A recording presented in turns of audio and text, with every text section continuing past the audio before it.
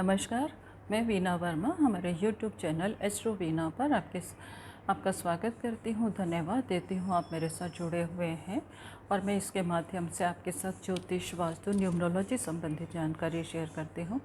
तो आज मैं आपके साथ न्यूमरोलॉजी संबंधित जानकारी शेयर कर रही हूँ। जानकारी शेयर करने से पहले मेरी आपसे गुजारिश है कि अगर अभी तक आपने मेरा चैनल सब्सक्राइब नहीं किया तो इसे सब्सक्राइब कर लीजिएगा, लोगों के साथ शेयर भी कीजिएगा, जिससे कि लोगों को भी इसकी जानकारी मिले। और आपके जीवन में कोई तनाव है, कोई आपके मन में कोई सवाल है तो आप मुझे लिख के भेज सकते हैं, मैं जवाब देने की पूरी कोशिश करूँगी। तो हम शुरुआत करते हैं न्यूमरोलॉजी संबंधित जानकारी की। तो आज हम जो आपके साथ शेयर करेंगे वो करेंगे नंबर 9 के बारे में। नंबर 9 के लोग कैसे होते हैं, इनका व्यक्तित्व कैसा होता है, किस चीज़ों में इनको सफलता मिलती है और किस तरह का इनका मतलब किस चीज़ों से इनको सावधानी रखने की भी ज़रूरत है।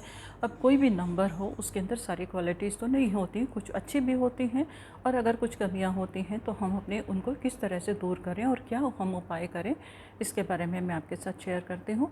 तो कोई भी व्यक्ति जिसका जन्म किसी भी महीने की 9 तारीख, 18 या 27 को हुआ हो तो वो नंबर 9 के अंडर आते हैं। अब नंबर 9 जो है मंगल प्रधान है, परंतु नंबर 9 की जो क्वालिटीज़ हैं डेट ऑफ बर्थ के अकॉर्डिंग थोड़ी सी चेंज हो जाती हैं। अब जैसे अगर नंबर 9 है यानी कि किसी भी महीने का 9 तारीख का जन्म है तो उसके अंदर मंगल की क्वालिटीज़ जो हैं वो बहुत ज़्यादा हो जाती हैं, वो इंसान बहुत ज़्यादा अग्रेसिव हो जाता है। और मंगल प्रधान लोग जो होते हैं वो अग्रेसिव होते हैं, थोड़े से ज़िद्दी भी होते हैं। अब ज़िद्दी इन द सेंस ये नहीं है कि वो कुछ भी मतलब ऐसी ज़िद करेंगे कि जिससे समाज को परेशानी हो, चाहे समाज के भले के लिए भी वो ज़िद करते हैं और अपने लक्ष्य के लिए भी उनकी ज़िद होती है कि उनको जो पाना है उसे हासिल करके रहते हैं।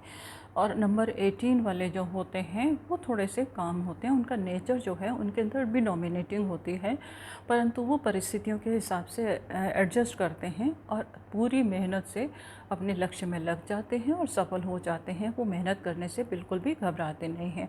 और अगर हम 27 के ऊपर जाएं तो उसके अंदर 2 और 7 की क्वालिटीज़ हो जाती हैं। 2 नंबर जो है वो इमोशनल है और 7 नंबर भी एक तरह से इमोशनल है और वो थोड़ा सा इमोशनल के साथ साथ उसको थोड़ी सी सपोर्ट की ज़रूरत होती है। तो इनमें इनके ये क्वालिटीज़ हो जाती हैं। तो डेट ऑफ बर्थ के अकॉर्डिंग थोड़ी थोड़ी सी क्वालिटीज़ चेंज हो जाती हैं, पर मेन नंबर की जो क्वालिटीज़ हैं वो बरकरार रहती हैं।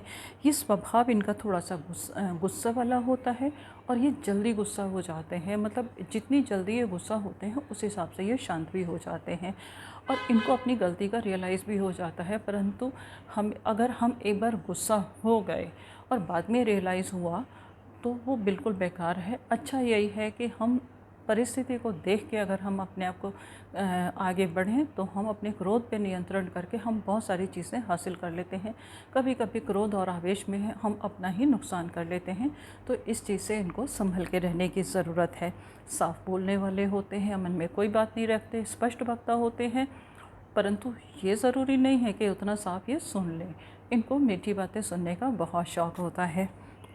साहसी होते हैं, किसी भी तरीके का जोखिम लेने से ये कभी नहीं घबराते। और दिमाग इनका जो है जिस तरह से अब क्या है कि ब्लड सर्कुलेशन तेज़ भागेगा और मंगल इन प्रधान है, और जब ब्लड सर्कुलेशन तेज़ भागेगा तो ब्रेन को भी ब्लड जो है वो तेज़ी से मिलेगा, तो इनका दिमाग जो है वो बहुत ज़्यादा तेज़ चलता है।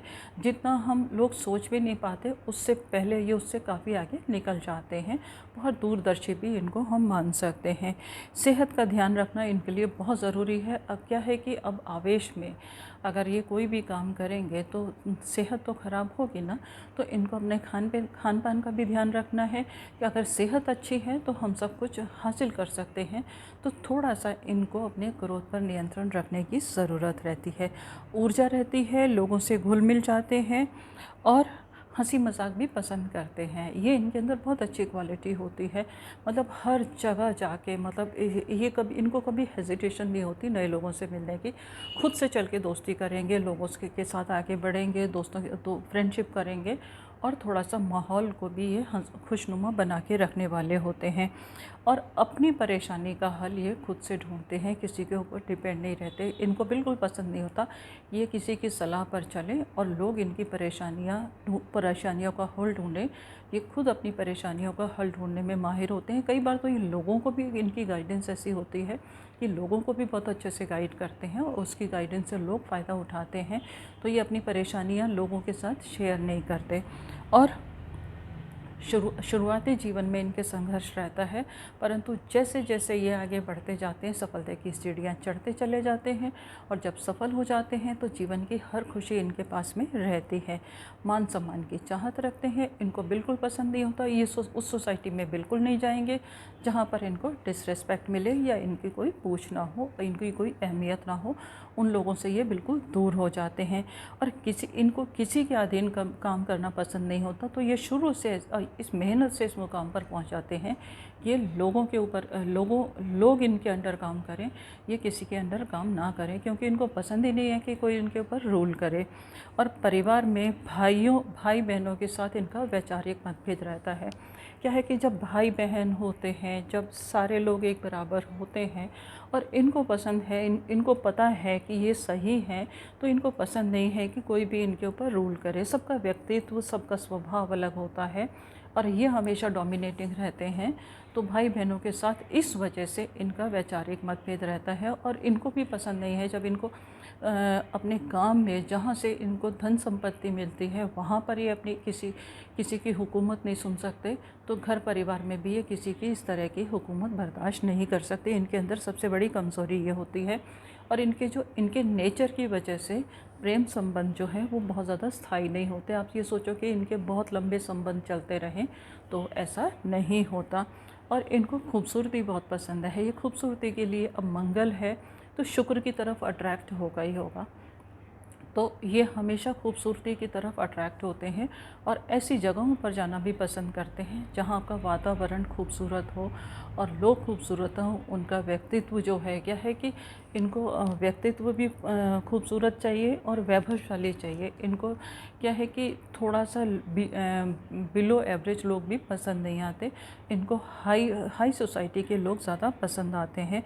और अगर हम देखते हैं तो इनके जीवन साथी के साथ संबंध मधुर रहते हैं। उसका रीज़न ये है कि इनको ज़्यादातर जो है जीवन साथी जो मिलता है वो कोऑपरेट करने वाला होता है और इनकी बातें मानता है और इनके हर काम में उनकी सपोर्ट करता है। ससुराल से संबंध इनके मधुर होते हैं। जीवन साथी जब इनको पूरा सपोर्ट करता है तो ससुराल वालों के साथ भी इनके संबंध मधुर होते हैं और वो भी इनको फुल सपोर्ट करते हैं।